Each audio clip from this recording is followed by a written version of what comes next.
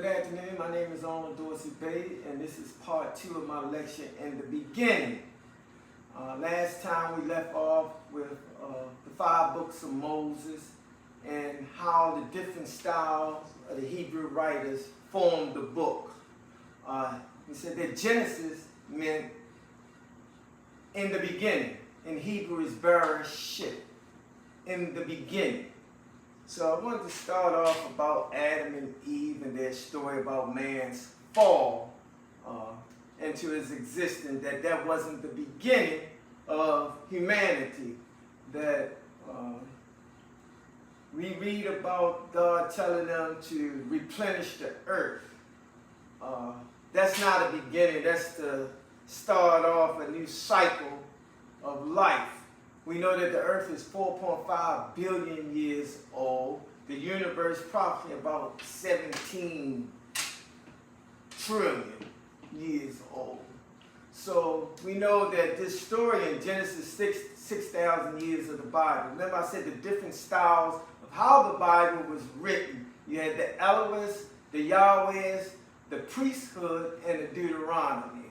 And how the world, by and large, came to get the writings from the Hebrew is that Ptolemy Philadelphus, one of the Ptolemies from the Greek, one of the generals under Alexander the Great, got Manetho, who was an Egyptian, to break down the Egyptians' chronological order of dynasties as far back as he could remember. So Manetho gave him that chronological order. Then Ptolemy Philadelphus sent and got 6 priests from each tribe, which made 72, and they came up with the Septuagint, which meant 70. So these are the ones who compiled the first part of the book of Genesis, Exodus, Deuteronomy, Numbers, Leviticus. They formed that. But the Masoretes were the first who wrote it down. So remember I said you had duplications. If they made a mistake, they would have to bury it and start over. And you had different writers from different time periods. So some of the stories or some of the historical events wouldn't line up. There would be a contradiction or a duplication of the same stories. So what was meant to be allegorical and metaphorical became literal and historical. So, going to the book of Genesis, which I just call the gene of Isis, right? Beginning, right? First, man's belief or believing in a supreme being was matriarchal. He believed in the sacred feminine. He believed that the earth was feminine. He believed that all life came from a feminine aspect of nature. But later years it became patriarchal, and man, God from she, became he. And this is how chauvinism is, racism, and to set the man above the woman. But they are equally. Remember it says in the beginning he created male and female and called their name Adam. And you go back, or not Greek philosophy, but you go back into the essence of the two DNAs from from 24andMe, the male chromosome and the female chromosome, the Y and the X. So life coming from a cell, if we get scientifically, life coming from a cell and coming out of water, and all life coming out of water, the primeval waters, or even the water in the womb of a woman, we don't get a hands-on out of the earth or made on a potter's wheel, as we get in the 2nd chapter of Genesis with Yahweh creating man from the dust of the earth. So in the first book of Genesis, we read about the Elohim creating man in his image and his likeness. That is spiritual. That is one God. The second one is Yahweh creating them from the earth. So I said that there were 4 styles of writing that they formed. One was the Elohists, the second was the Yahwehs, the third was the priesthood, and the 4th was the Deuteronomists. So you have a story of man falling from a spiritual level to a physical. We say that the ancients always ask the questions of who, what, when, where, and why. Who made you? And that answer we would say would be God, if we believe in God, if we are not atheists. We say God made us. And we say, where did he make us? And since we are spiritual beings, we say he made us in the highest form of spiritual life. That was where? When? Since time never was. That there was a time that man always existed. Well, there was never a time that he did not exist. And how he did not exist? Because he is a thought of this supreme being. And this supreme being is eternal. His thoughts are eternal. And since man is a part of those thoughts, he is eternal.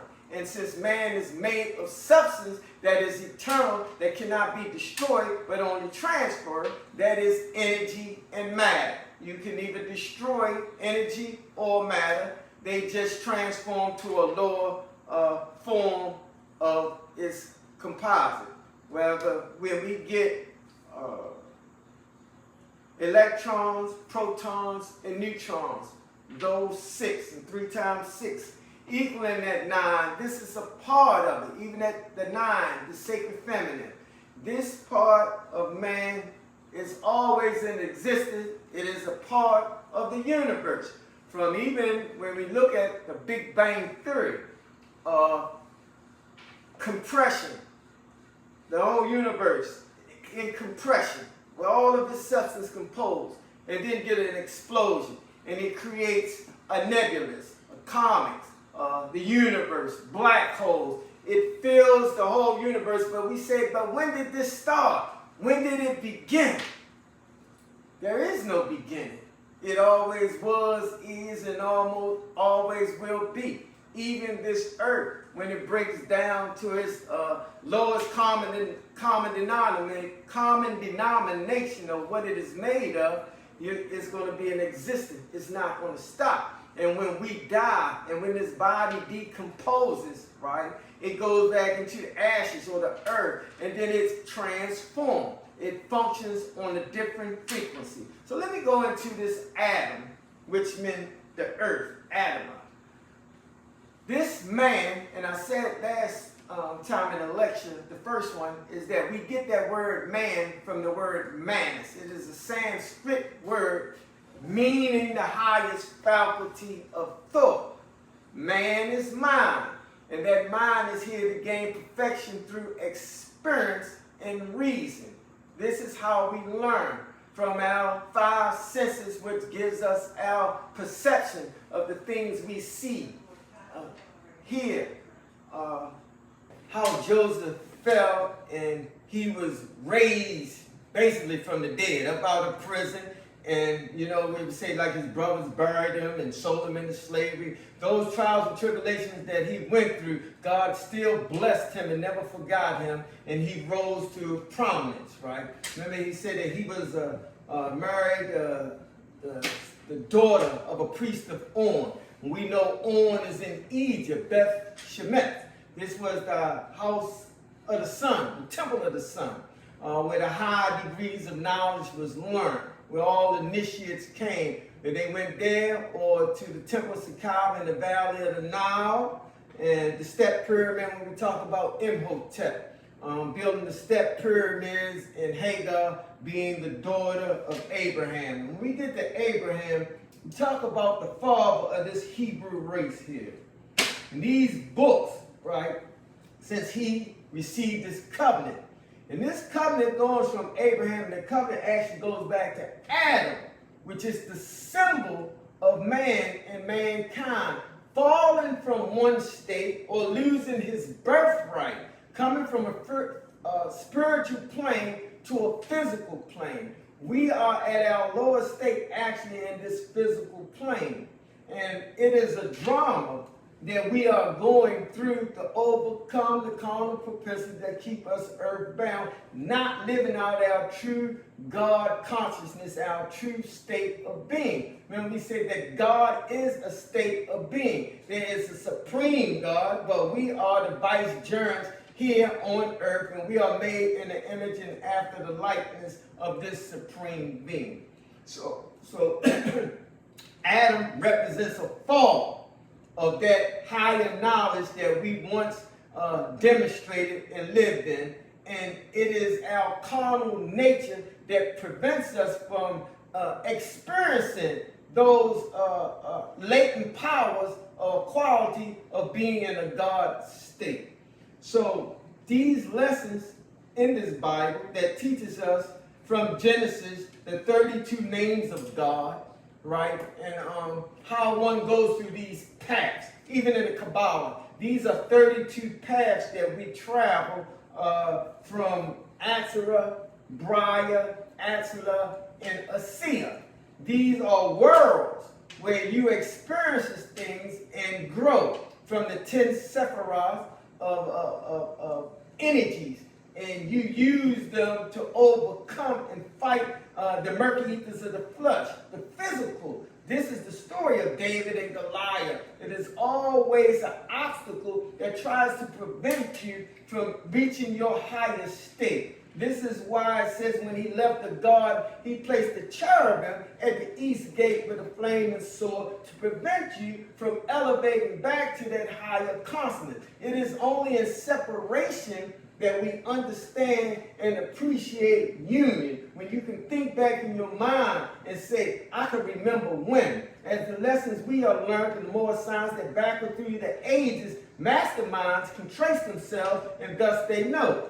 They know how to go back and find themselves in recorded history. They can find themselves in the mind, go back in time. So when we read of Genesis, them putting on coats of skin and being kicked out of the garden, right? When we read about a serpent and talking to Eve and flesh, all of these stories are lessons of temptations to teach us to always be on point. Because that symbol of a serpent was always a symbol of wisdom. And read back in the book of but the New Testament, the book of John, where it says that in the beginning was the Word, and the Word was with God, and the Word was God, and the Word became flesh. So this story didn't actually relate to Jesus.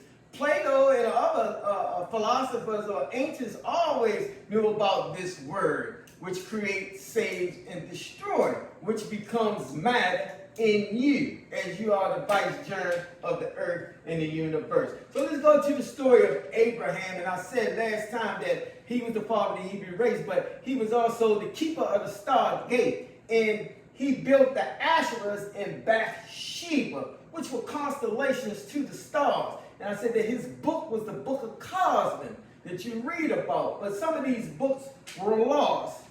A lot of books were lost or destroyed, which gave man a blueprint of God. So we have different histories and stories of a beginning of a creation story. And remember, I was talking about who, what, when, where, and why.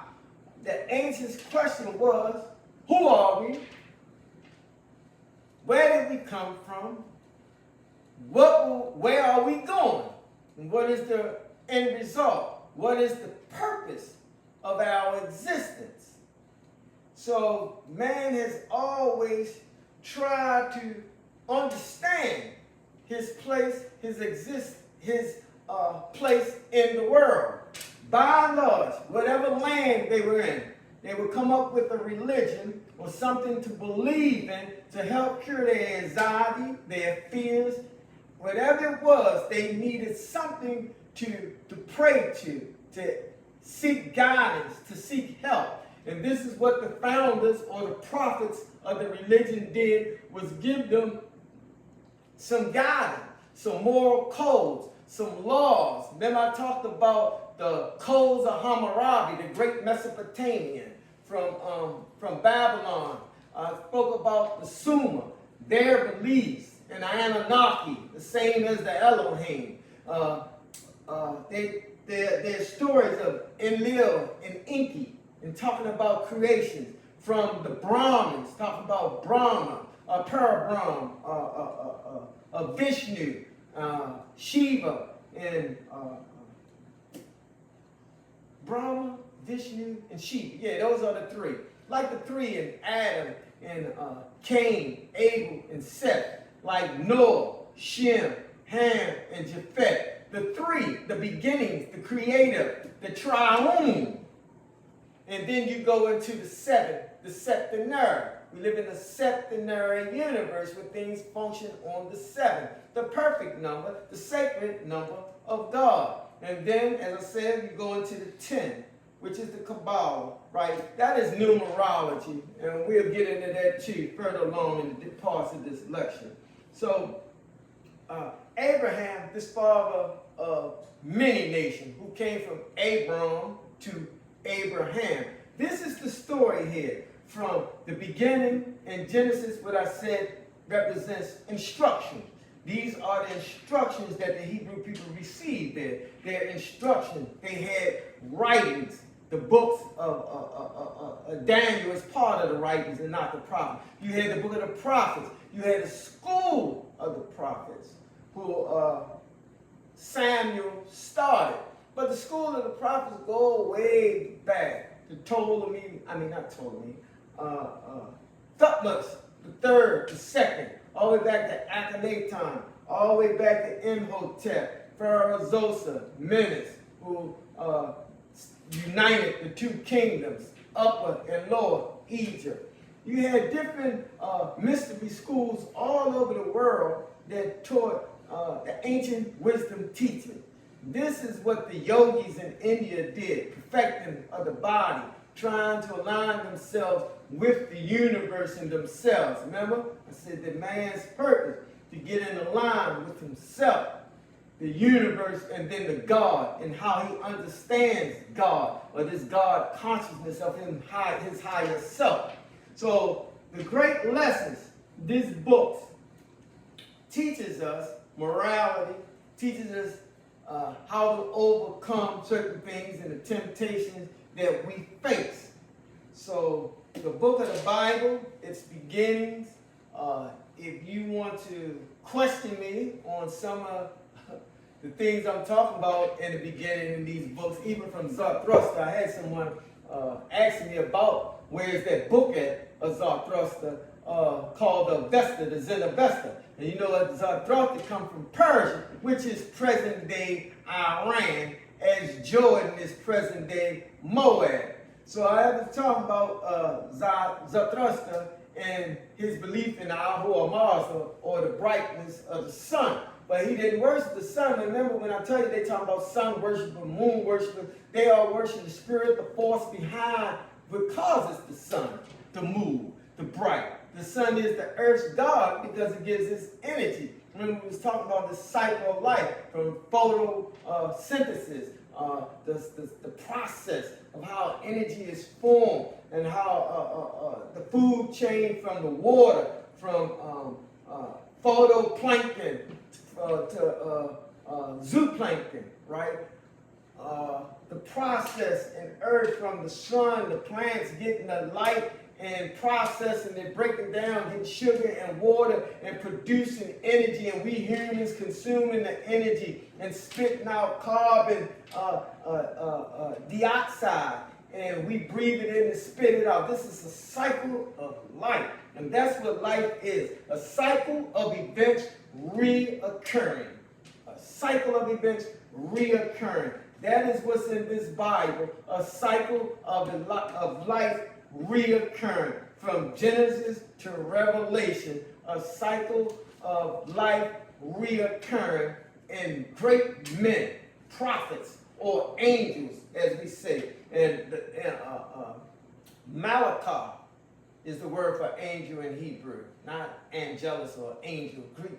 But Malachi, these are emissaries, these are messengers, these are human beings. And we experience, this one part in scripture says, beware who you entertain, because you might be entertaining strangers unaware. So angels bring messages. And we receive those messages in terms of dreams, of whether people come and give us a lesson or teaching us. These are angels' messages. We aren't looking for invisible ones flying around with wings and all of this stuff.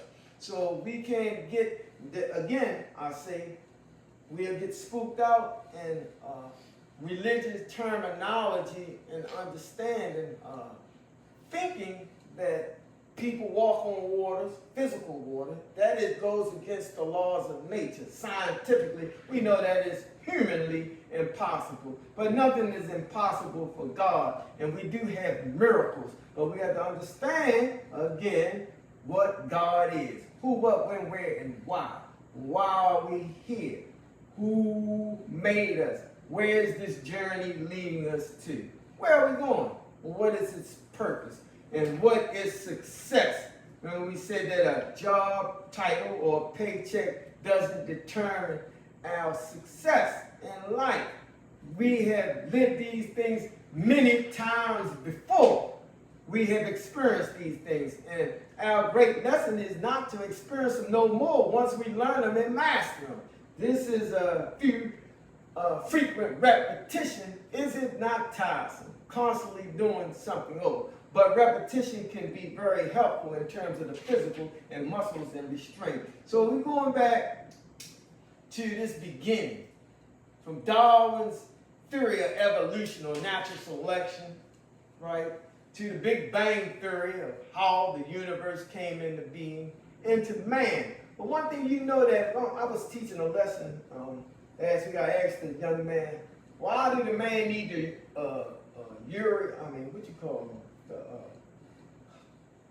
aerial, right, breasts? Like women have breasts, why do men have breasts? What is our need for it if we don't produce no milk there? This is something feminine. But I had to teach him that all mammals start off female in their infancy. This is why, and later it is determined what the sex will be. This is why you have men have that. Understood? All right. So if you have any questions concerning in the beginning or the different books in the Bible and how they are written, you can Google something here. Let me see this. You can Google the different books of the Bible, and it'll tell you the Hebrew or what did it mean. Like I said, Bereshit means in the beginning. Exodus, Shema, it means, refers to the name of the Jews who entered Egypt during the time with Jacob. Leviticus, it means he called. Numbers, Bamidbar, it meant in the desert. And Deuteronomy, it means Moses addressed to the Jewish people before his death. So we know Moses didn't write about his own death, so we know he didn't write that. And I told you once that the Jewish master, the master Calvinist, told me that Joshua finished and wrote about Moses' death. But then I told him there is no Moses, no Joshua in that regard, physically, these are literary characters. So I don't know how it went from there. But remember I told you that even modern times they know that there was no Moses who wrote 5 books of Genesis. Now, I want to finish up. I don't think I explained that about those 5 things of the who, what, when, where, and why. I said that who made you God, and I said where in the highest plane of spirit life, when since time never was, what did he make us intelligent spiritual beings, and why? That we might be the strength of this God manifest as his vicegerents here on the earth. Now, you know, atheists, right, they can use science and stuff and not even put God in the equation and says that this is how the universe started. And then they say that, like the Big Bang. And then they talk about Darwinism and natural selection in the form of evolution, right? Which evolution is a fact. That's not a myth of anything. Even the evolution of consciousness, how we evolve from different time periods, from Australopithecus africanus, from Homo habilis or Homo erectus to Homo sapien, right? Man's evolved from the Chrono-Magnus or the Neanderthal. That is somebody else. That is not the humanity who came or was formed in Africa, right? And more science we learned, we call the whole worldwide landmass Asia, which scientists call Pangea, right? And that the whole continent, the whole landmass was one landmass. These 7 continents that broke off into continental drifts was one, and the water was around it. So this part of the earth that we call America, the North Gate or Northwest Hemisphere, from Canada, America, and Mexico, right? We are, when you say, I'm not American, who are the real Americans then? Because it's not the European and it's not the Indians, So who are the American? We get that word not from Amerigo Vespucius, but Amaruca. It is the land of the plumed serpent. That's actually what it boils down to. Amaruca or Al-Maruca, like Morocco. Algiers, Tunis, Al-Maruca, this land mass, right? So who are the Americans from the plumed serpent worshipers? It's the Americans. That's something to think about there.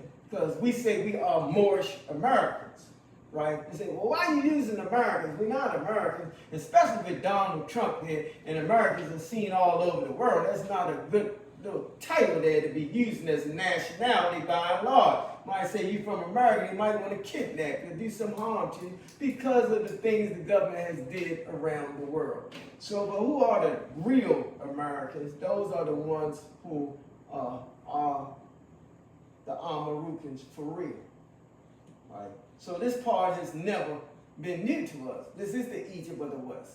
We came and traveled on the camel ships. Not the Nina, the Pinta, the Santa Maria, the Mayflower, and all that. We came and go at will. This is why you had the Olmec heads, the Aztecs, the Mayans, the Incans, the Algonquins, the get me started on that there. This part has never been new to us. Don't be tricked out of that. This is a landmass. You put those pieces together, it fit just like a jigsaw puzzle. And we came and went at will. In fact, sometimes the light didn't come from the east, it came from the west, and we took it to the east. So when you look at the story of different creation, the pyramid text in the 5th dynasty of Unis, right? You'll see the story of creation unfolding on the wall. In the mystery, you see the hieroglyphics on the wall. These are the mystery school talks about creation from the Memphite theology and Ptah coming out of the water, or the primeval waters. Coming out of the primeval waters. Ptah coming out of the primeval waters, and then going to the Heliopolis story of creation with Atum, creating the need or the 9 gods, right? So there's always a different nation having a story of creation. So man, he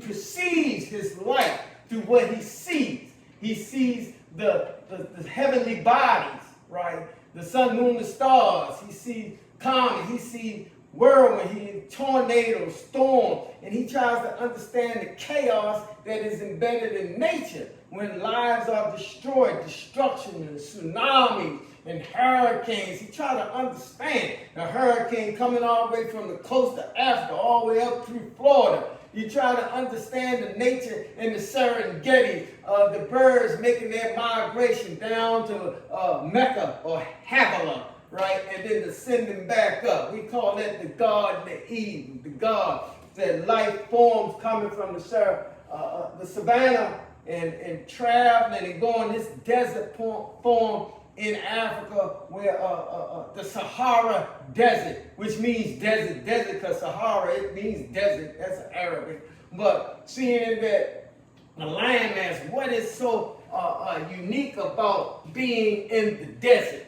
Right, a lot of us want to travel through the desert to get somewhere. This is the story of Israel going through the desert to get to the promised land. Because the devil The desert is unstable matter, and there's no life form there. So you have to, I'm ready to get pumped up here. I don't want to demonstrate like I'm in a temple there. I want my kundalini rising and I get high here. Start giving you some high gospel, feeding you the manna that comes down from heaven, the hidden manna, the good food, the good bread, and give you some quail. So going into the desert represents a period of struggle, whereas there's no life force, there's just the individual there going through something that he might grow, getting in tune with himself, meditating that he might learn, that he might can be able to reach a higher form of consciousness and understanding who and what he is, that he is made in the image of this God, this vicegerent. Remember I said God represents the generator, the operator, and the destroyer. This is what man is. What is man? A question David the psalmist asked, that God is so mindful of him.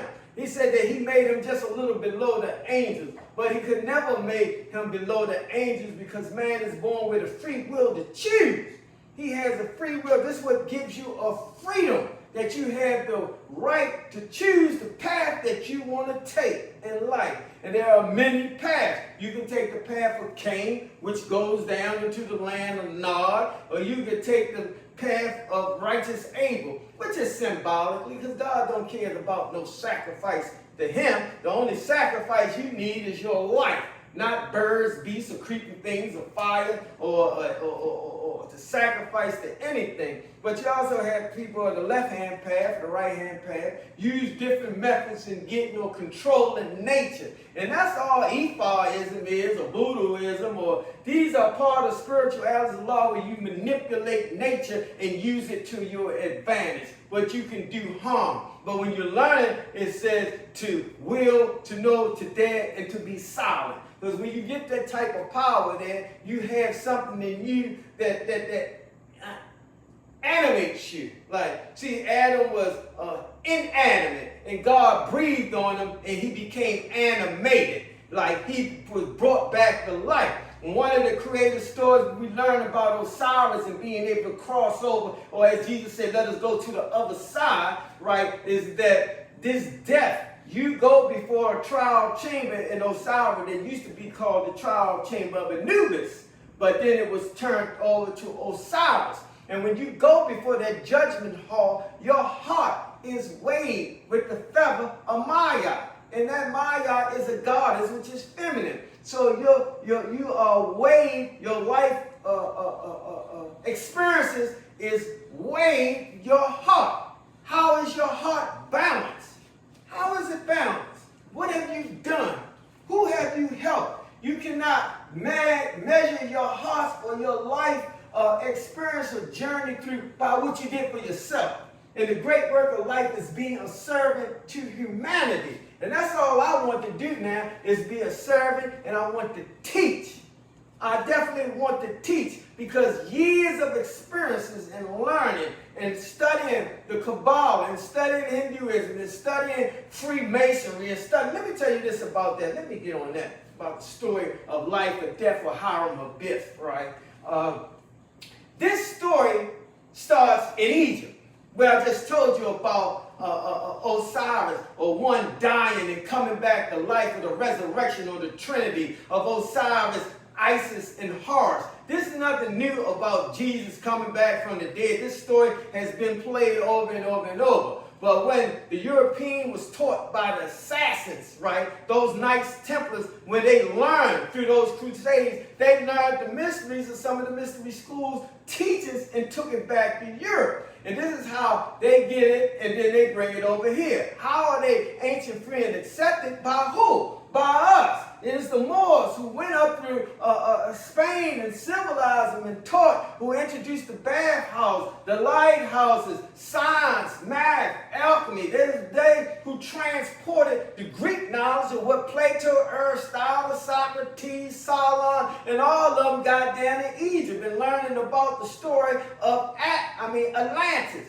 This is where they always sat at the foot of our Father, whether it was in Egypt or whether it was in Spain. It is the Moors Moors who ruled for over 700 years, coming from the battle of Exodus, defeating Roderick the Visigoth, and then going on up all the way up to the Pyrenees of France and being stopped by Charles Martel the Hammer. This is a lesson that the Moors taught all of it. So when we get something and say that, oh, that's theirs, this is something that we learned. This is something that we taught. So me being a traveler and a traveling man, I traveled through all the halls of learning.